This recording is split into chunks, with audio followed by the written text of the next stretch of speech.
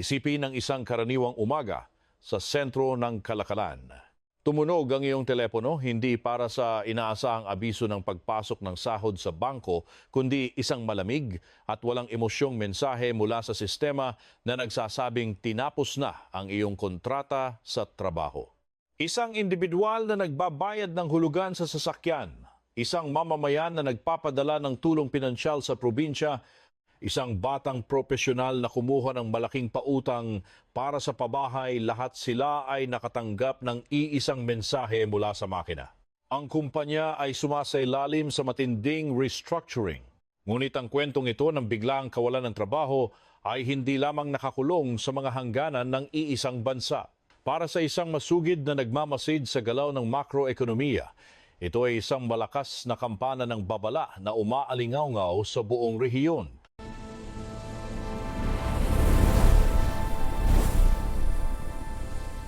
Kung ang isang bansang itinuturing na may matatag na pundasyong pang-ekonomiya ay nagsisimula ng magtanggal ng mga manggagawa ng maramihan sa pamamagitan ng malamig na desisyon ng mga korporasyon, ligtas nga ba ang ating sariling sistema?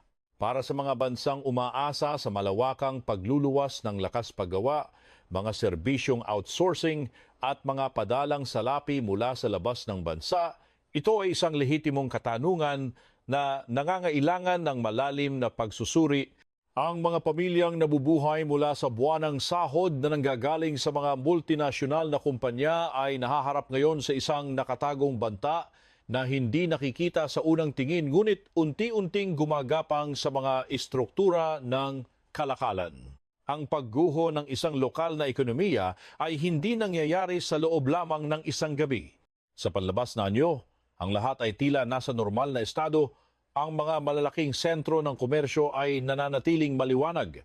Ang mga pangunahing lansangan ay puno ng aktibidad ng transportasyon at ang mga nagtataasang gusali ng negosyo ay patuloy na kumikinang na tila walang anumang nagbabantang sakuna. Ngunit sa likod ng mga makikintab na salamin ng mga establishmentong ito, ang merkado ng paggawa ay naglalabas na ng mga seryosong pulang senyales. Ang bilangan ng mga manggagawang inaalis sa sistema ay mabilis na tumataas nang walang anumang ingay mula sa mga opisyal na pahayag ng pamahalaan. Maraming mga negosyo at korporasyon ang nagsisimula ng maghigpit ng kanilang mga sinturon sa aspeto ng pananalapi. Ang mga posisyon na dati ay itinuturing na matatag at hindi matitinag ay biglang naging napakarupok at madaling alisin sa listahan ng mga gastusin. Ang isang modernong ekonomiya ay hindi na nangangailangan ng isang opisyal na deklarasyon ng pambansang krisis bago ito tuluyang pumasok sa isang yugto ng paghihirap. Minsan, nagsisimula lamang ito sa mga tahimik na desisyon sa loob ng mga silid ng human resources kung saan ang mga individual ay isa-isang tinatawag upang lagdaan ang kanilang mga papeles ng pagwawakas ng serbisyo. Ito ang tahimik na pandemya ng kawalan ng hanapbuhay. Ang tunay na nakakatakot na aspeto ng sitwasyong ito ay hindi lamang ang kabuuang bilang ng mga taong nawawalan ng trabaho, kundi ang bilis ng pag-usad ng prosesong ito. Kapag ang napakaraming kumpanya sa iba't ibang sektor ay sabay-sabay na nagbawas ng kanilang mga tauhan, hindi na ito maituturing na pagkakamali o kahinaan ng isang individual na negosyo lamang. Ito ay isang malinaw at nakakabahalang senyales na ang mga pandaigdigang order ay humihina, ang mga gastos sa produksyon at operasyon ay patuloy na tumataas ng walang kontrol. Ang mga margin ng kita ay labis na naiipit at ang mga namumuhunan ay nagsisimula ng pumili ng mga estratehiyang pandepensa upang protektahan ang kanilang kapital. Nakikita natin ang mga epekto nito sa lahat ng dako. Ang mga pasilidad ng pagmamanupaktura ay nagbabawas ng mga shift, ang mga kumpanya ng serbisyo ay nagbabawas ng mga tauhan, ang mga negosyo sa sektor ng teknolohiya ay nagpapatupad ng malawakang pagpapahinto sa pag-hire, at ang industriya ng tingiang kalakalan ay nagiging labis na maingat dahil ang mga mamimili ay nag-aalangan na gumastos ng kanilang natitirang pera. Ang pag-urong ng aktibidad sa merkado ay nagdudulot ng isang chain reaction na umaabot sa pinakamaliliit na bahagi ng ating ekonomiya. Ang bawat sektor ay apektado. At ang bawat desisyon na magbawas ay nagpapabigat sa pasani ng buong sistema ng kalakalan. Para sa mga bansang tulad ng Pilipinas, ang kwentong ito ay hindi isang malayong pangyayari. Ang mga bansa sa Timog Silangang Asya ay magkakasama at magkakaugnay sa isang malawak at komplikadong ekosistema ng ekonomiya sa loob ng ASEAN. Tayo ay magkakasamang nakikipagkumpetensya upang makahikayat ng mga dayuhang pamumuhunan at tayo ay pare-parehong umaasa sa daloy ng pandaigdigang kalakalan, mga serbisyong outsourcing, industriya ng turismo, pagluluwas ng mga manggagawa at ang kumpiyansa ng mga mamimili. Ang ating mga ekonomiya ay nakatali sa isang kadena ng supply at demand na pinapatakbo ng mga puwersang labas sa ating direktang kontrol. Kapag ang isang pangunahing manlalaro sa rehiyon ay nagsimulang gumuho o makaranas ng matinding pagyanig, hindi na lamang ito problema ng kanilang sariling mga mamamayan. Ito ay nagsisilbing isang malawakang stress test o pagsusuri sa kalusugan para sa buong modelo ng paglago ng ekonomiya sa Timog Silangang Asya. Ang kahinaan ng isa ay naglalantad sa mga potensyal na bitak sa buong istruktura ng rehiyon. Kung ang mga polisiyang pang-ekonomiya at mga estratehiya sa pag-akyat ng puhunan ay hindi sapat upang mapanatili ang mga trabaho sa panahon ng pandaigdigang paghina, kinakailangan nating muling suriin ang mga pundasyon ng ating sariling pambansang pag-unlad. May mga bansa na dati ay nagsisilbing modelo ng isang matatag at progresibong ekonomiya sa ASEAN na may malalakas na sektor sa electronics, pagmamanupaktura ng semiconductors, langis at gas, logistics, pananalapi, turismo at iba pang mahalagang serbisyo. Ang pagkakaiba-iba ng kanilang industriya ay tila isang matibay na kalasag laban sa mga pagbabago sa pandaigdigang merkado. Ngunit ang mismong katotohanan na sila ay malalim na nakaugat at nakadepende sa pandaigdigang kalakalan ang siya ring nagiging dahilan kung bakit sila labis na mahina at madaling maapektuhan kapag ang demand mula sa mga panlabas na merkado ay nagsimulang humina ng husto. Kung ang mga order mula sa mga malalaking ekonomiya tulad ng Estados Unidos, Sina at Europa ay bumagsak ng malaki, ang mga pabrika sa ating rehiyon ay hindi na mangangailangan ng kasing daming manggagawa gaya ng dati. Ito ang simpleng batas ng supply at demand sa makroekonomiya.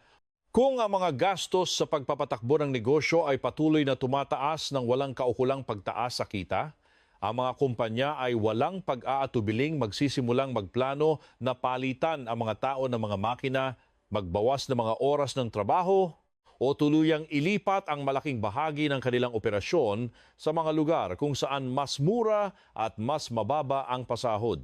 Ito ang napakalinaw na katotohanan na kailangang harapin ng direkta ng mga bansang umaasa sa lakas paggawa.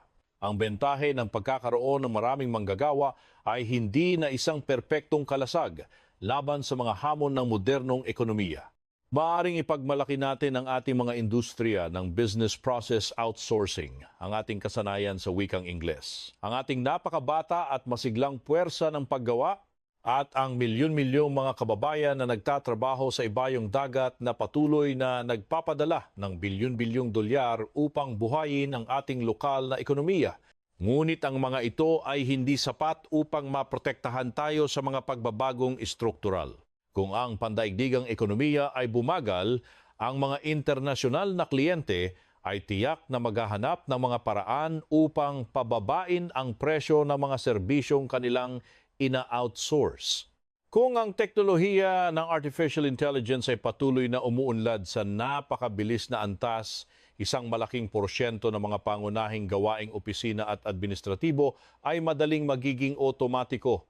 Kung ang mga bansa sa buong rehiyon ay magkakasamang nag-aagawan para sa limitadong bilangan ng mga trabaho, ang ating mga manggagawa ay hindi lamang makikipagkumpetensya sa kanilang mga kababayan, kundi pati na rin sa iba pang mga bansa sa Asya. At higit sa lahat, laban sa MAGA, software at algorithm. Naiintindihan natin ng lubos ang pakiramdam at sitwasyon ng isang pamilyang ang pangunahing ikinabubuhay ay nakasalalay sa isang miyembro na nagtatrabaho sa malayo. Isang individual na nasa ibang bansa na walang sawang nagpapadala ng tulong pinansyal para sa mga magulang, isang magulang na nagtitiis sa kalungkutan upang mabayaran ang matrikula ng mga anak, isang tao na tinatanggap ang hirap ng pagkawalay upang makapagtayo ng isang maliit at simpleng tahanan sa probinsya. Ang buong istruktura ng kanilang pinansyal na buhay ay nakatayo sa pundasyon ng isang kontrata na anumang oras ay maaaring bawiin ng mga dayuhang employer ng walang pag-aalinlangan. Ngunit kapag ang mga mismong bansa na tumatanggap ng mga dayuhang manggagawa ay nagsimulang magpatupad ng malawakang pagbabawas ng budget at tauhan, ang estratehiyang ito para mabuhay ay nakakaranas ng matinding pagyanig. Dati-rati, maraming pamilya ang nag-iisip na kung mahirap humanap ng pagkakakitaan sa loob ng bansa, palaging bukas ang pinto ng iba't ibang bansa sa Asya at Gitnang Silangan. Ngunit sa makabagong mundo na ating ginagalawan ngayon, ang katotohanan ay walang anumang merkado o bansa ang maituturing na ganap na ligtas mula sa mga epekto ng pandaigdigang pagbagal ng ekonomiya at pagbabago ng teknolohiya. Ang mga kaganapan ngayon sa mga kalapit na bansa ay nagsisilbing isang napakalinaw na paalala na ang pagkakaroon ng trabaho sa labas ng bansa ay hindi na isang garantisadong tiket tungo sa panghabambuhay na seguridad. Isang simpleng email ng pagwawakas ng kontrata ay sapat na upang tuluyang putulin ang daloy ng pera na bumubuhay sa isang buong pamilya. Ang isang kontrata na hindi na-renew ay maaaring maging dahilan upang matigil ang pag-aaral ng isang anak. Ang isang malaking proyekto na bigla ang sinuspinde ay maaaring gawing isang napakabigat na pasanin ang pautang para sa bahay na dati ay kayang-kayang bayaran. Ang mga konsepto ng makroekonomiya tulad ng inflation, paglago ng gross domestic product at balanse ng kalakalan ay maaaring pakinggan bilang mga malalayong ideya na pinag-uusapan lamang ng mga eksperto sa mga boardroom, ngunit ang direktang epekto ng mga konseptong ito, lalo na ang kawalan ng trabaho, ay laging direktang nakakaapekto sa hapagkainan ng bawat pangkaraniwang mamamayan. Kapag ang mga numero sa mga ulat ng gobyerno ay nagsimulang bumagsak, ang unang nakakaramdam ng sakit ay ang mga nasa ibaba ng pyramid na walang sapat na ipon upang saluhin ang biglaang pagkawala ng kanilang pangunahing mapagkukunan ng kita. Narito ang isang malaking kabalintunan na madalas nating nakikita sa modernong panahon. Ang pambansang ekonomiya ay maaaring patuloy na nagpapakita ng paglago. Ngunit ang mga manggagawa ay patuloy pa ring nawawalan ng kanilang mga trabaho.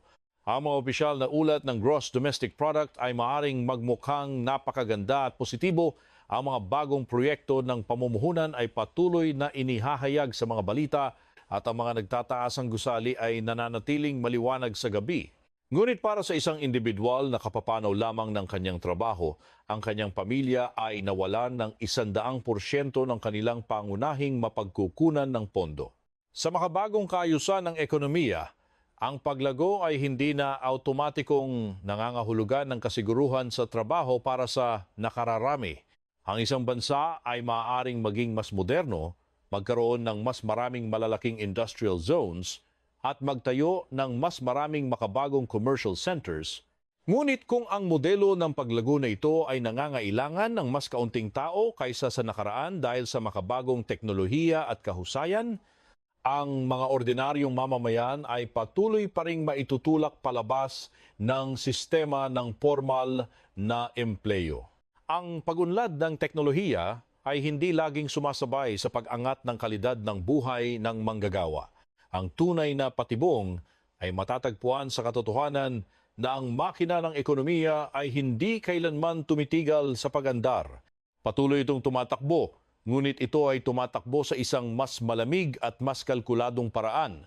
Kailangan ito ng mas kaunting tao, mas maraming automated na makina, mas maraming panandaliang kontrata na walang benepisyo at nagpapataw ng mas mataas na presyon para sa produktibidad ng bawat individual.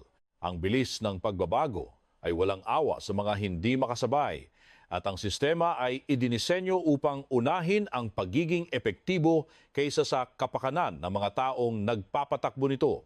Hindi na kinakailangan pang malugi o magdeklara ng pagkabangkarote ng isang kumpanya bago ito magpasya na magtanggal ng mga manggagawa. Kadalasan ang isang kumpanya ay patuloy na kumikita ng malaki, ngunit ang mga namumuhunan ay nagnanais ng mas mataas na antas ng kita upang masiyahan ang mga shareholders. Minsan, ang isang negosyo ay gumagana ng perpekto at normal, ngunit ang pamunuan ay pipiliing magbawas ng mga tao upang pagandahin ang kanilang balanse at magmukhang mas kaakit-akit sa merkado. Para sa isang manggagawang nawalan ng kabuhayan, ang mga teknikal na dahilan na ito ay walang naibibigay na anumang uri ng ginhawa o pag-asa. Ang presyon sa merkado ng paggawa ay nagmumula sa lahat ng direksyon. Tumataas na gasto sa pamumuhay, lumulobong gasto sa pagpapatakbo ng mga negosyo, paghina ng mga pandaigdigang order, mabilis na pag-istruktura ng mga industriya, agresibong pagpapatupad ng otomasyon, pabago-bagong mga patakaran sa sahod, at matinding kompetisyon para sa mga limitadong pamumuhunan. Kapag ang lahat ng mga salik na ito ay sabay-sabay na nagbigay ng bigat sa mga margin ng kita, ang mga negosyo ay walang pagpipilian, kundi ang mahigpit na kalkulahin ang halaga ng bawat posisyon sa kanilang organisasyon. Walang espasyo para sa sentimiento sa mga desisyong ito. Sa ilalim ng ganitong matinding sitwasyon, ang mga taong nakakalikha ng pinakamataas na halaga o may mga natatanging kasanayan lamang ang pinapanatili ng kumpanya. Ang mga individual na ang mga gawain ay madaling palitan o gayahin ng teknolohiya ay agad na inilalagay sa listahan ng mga dapat alisin. At ito mismo ang napakahalagang tanong na kailangang itanong ng bawat profesional at manggagawa sa ating bansa sa kanilang sarili. Sa anong kategorya nabibilang ang aking kasalukuyang trabaho? Ako ba ay lumilikha ng halaga na hindi madaling kopyahin? O ako ba ay isang posisyon na madaling alisin sa unang pagkakataon ng krisis? Maari tayong maging lubos na mapagmataas dahil kilala ang ating mga manggagawa bilang masipag, madaling ibagay sa anumang sitwasyon, mahusay makipag-usap sa wikang Ingles, at mabilis matuto. Ngunit sa panahon ngayon na pinanghingibabawan ng artificial intelligence at mabilis na otomasyon, ang pagiging masipag lamang ay hindi na sapat upang maprotektahan ang iyong karera. Ang isang empleyado na walang sawang naglalagay ng data ay maaari pa ring tuluyang palitan ng isang murang piraso ng software. Ang dedikasyon sa trabaho ay dapat sabayan ng patuloy na pag-upgrade ng mga technical at analytical na kasanayan. Ang isang kinatawan ng customer service na sumusunod lamang sa isang nakasulat na script ay maaaring madaling maagawan ng trabaho ng isang matalinong chatbot na kayang hawakan ang mga pangunahing katanungan ng mas mabilis at mas mura. Ang isang manggagawa sa pabrika na gumagawa ng mga paulit-ulit na paggalaw ay tiyak na makakaharap ng matinding kompetisyon mula sa mga walang pagod na robot. Ang tunay na halaga ng paggawa sa makabagong panahon ay hindi na nakasalalay sa kakayahang gumawa ng marami o magtrabaho ng mahabang oras, kundi sa kakayahang gumawa ng mga komplikadong bagay na mahirap palitan ng makina. Kung nais nating maiwasan ang pagiging biktima ng mga pandaigdigang pagbabagong ito, kailangan nating tingnan ang mga kaganapan sa ating mga kalapit na bansa bilang isang napakalinaw na salamin na nagbibigay ng babala. Ang pambansang ekonomiya ay hindi maaring patuloy na umasa ng buong-buo sa pagpapadala ng mga mamamayan sa labas ng bansa upang maghintay na lamang ng mga padalang salapi pabalik. Hindi tayo maaaring manatiling nakakulong sa pag-aalaga ng mga serbisyong BPO na nasa pinakamababang antas ng komplikasyon. Ang pag-asa sa pagkonsumo ng mga mamamayan na pinopondohan ng mga remittance ay isang mapanganib na estratehiya. Upang makatayo ng matatag at harapin ang hinaharap, ang ating bansa ay nangangailangan ng higit pang mga trabaho na nag-aalok ng mas mataas na antas ng produktibidad, nangangailangan ng mas malalim at mas espesyal na mga kasanayan, pinapagana ng isang mas malakas na sektor ng industriya at nakatuon sa mga serbisyong may napakataas na halaga sa merkado. Ang paglipat patungo sa isang ekonomiyang nakabatay sa kaalaman at inobasyon ay hindi na lamang isang opsyon. Ito ay isang mahigpit na pangangailangan upang mabuhay sa isang mundong mabilis na nagbabago at nag-aalis ng mga lumang pamamaraan ng pagninegosyo. Ang industriya ng BPO ay isang malaking pinagmumulan ng pagmamalaki para sa ating ekonomiya, ngunit ito rin ang sektor na nangangailangan ng pinakamabilis na pag-upgrade. Kung ang ating inaalok ay nakatuon lamang sa pagsagot ng mga simpleng tawag, pagpasok ng mga pangunahing datos, at pagbibigay ng suporta sa customer na nakabatay sa mga template, ang panganib na atakehin at palitan ng teknolohiya ng AI ay napakalinaw at napakalapit. Ang halagaan ng mga serbisyong ito ay mabilis na bumabagsak sa pandaigdigang merkado habang ang mga software ay nagiging mas matalino at mas abot kaya para sa mga kumpanya. Subalit, kung magagawa nating ilipat ang ating lakas paggawa sa mga mas komplikado at mas mahirap na larangan tulad ng malalim na pagsusuri ng datos, mataas na antas ng teknikal na suporta, mga serbisyong pinansyal at accounting, telemedicine, pamamahala ng mga komplikadong proseso, cybersecurity, pagsasanay ng mga AI models, control sa kalidad, at iba pang mga profesional na serbisyo, mapapanatili natin ang ating malaking bentahe sa buong mundo.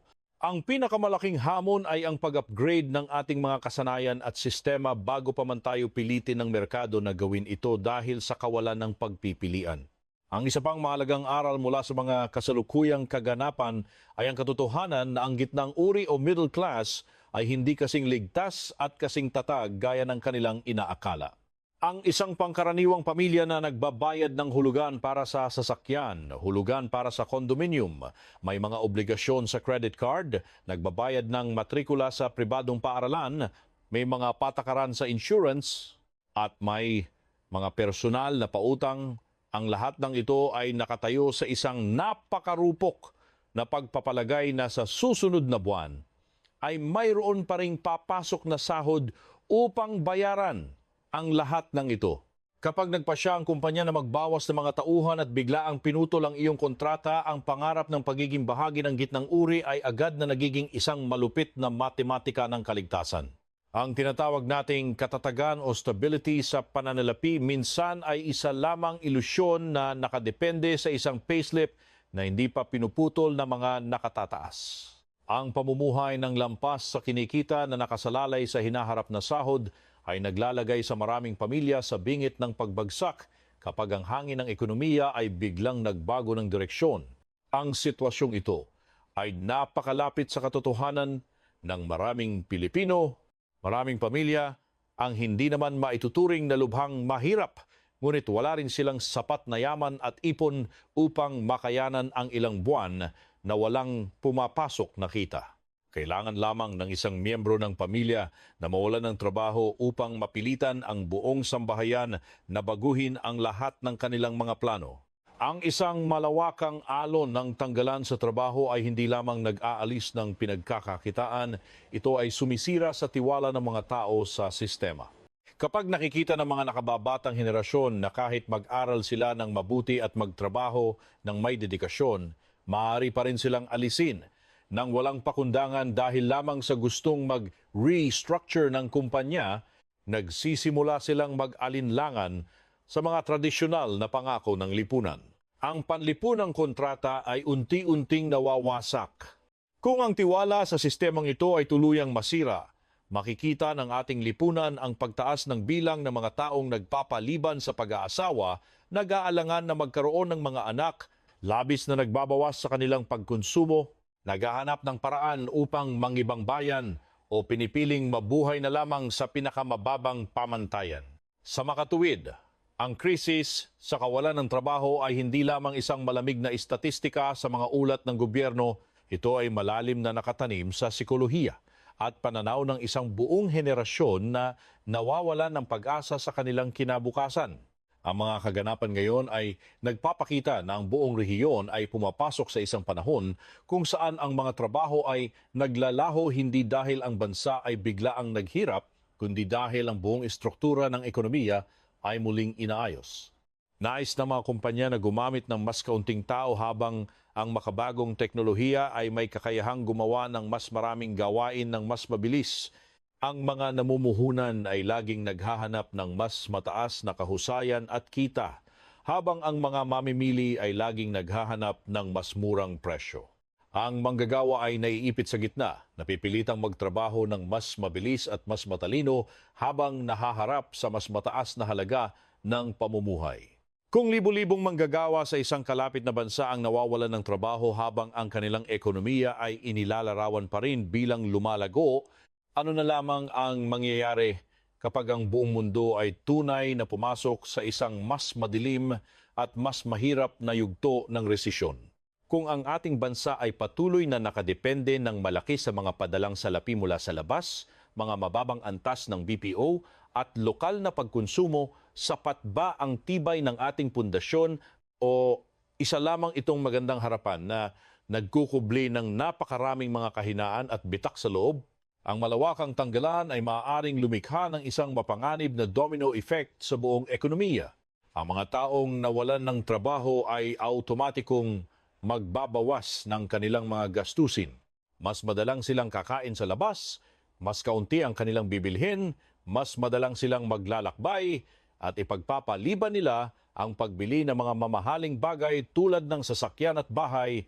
Kapag bumagsak ang kabuuang pagkonsumo, ang mga ordinaryong kainan, maliliit na tindahan, mga tsuper, mga may-ari ng pinauupahang bahay, mga bangko, at mga maliliit na negosyo ay lahat tatamaan ng krisis.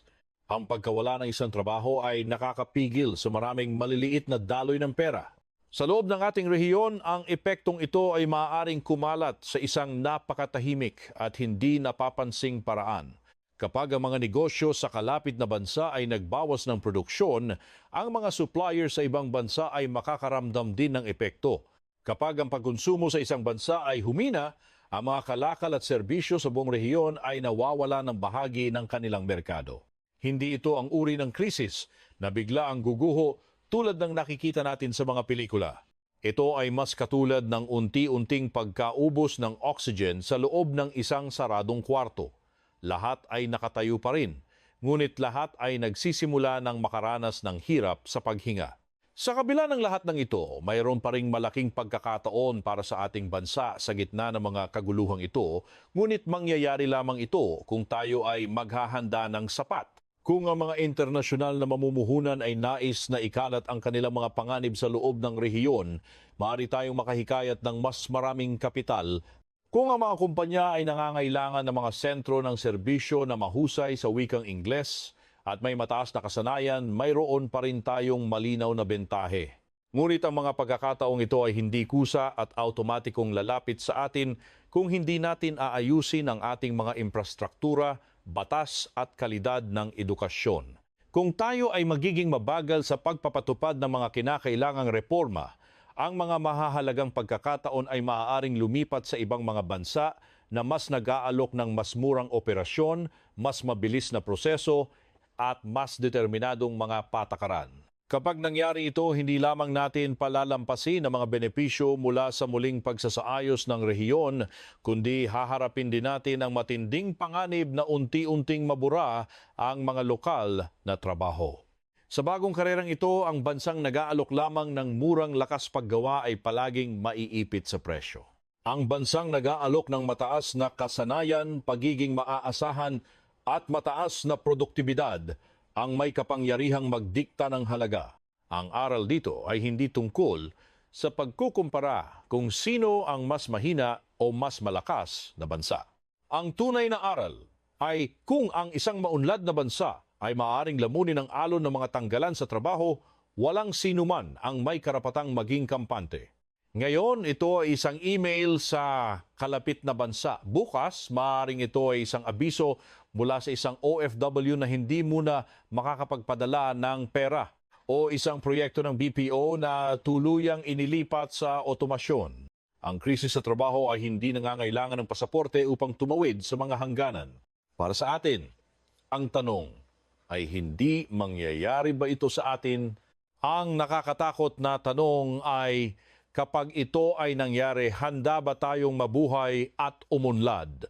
O patuloy lamang tayong titingin sa mga kumikinang nagusali habang umaasa na ang lahat ay magiging maayos?